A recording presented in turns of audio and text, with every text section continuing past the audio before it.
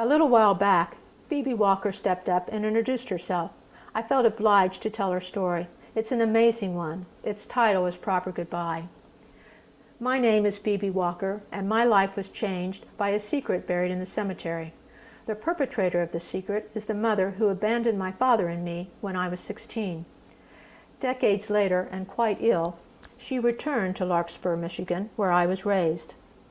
At the same time she was dying in the hospice there, and begging the hospice director to keep her identity a secret, I was a Lutheran minister, miles away, experiencing a spiritual downturn.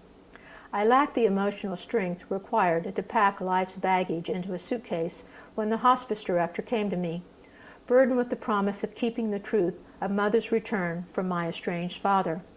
You see, the name Terry Miller, not Abigail Walker, is chiseled into her gravestone.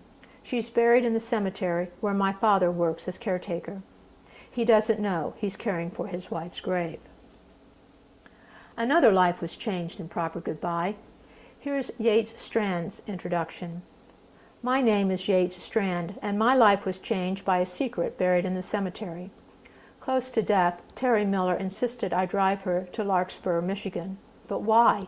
Years before, all her troubles stemmed from there. Always frustratingly stubborn, she kept the answer to herself. I met Terry 10 years earlier, when I was 13, when she saved my father's life and became a constant in mine. I know few details of Terry's past. She lived on the streets and on the lam. I know I loved her and benefited because of someone she left behind. After delivering her to Larkspur, she made me leave her at the hospice door and promised to drive away. Honoring her request was the hardest thing I ever did. Why go back to Larkspur after all this time? What was the lure? Well, now it lured me too.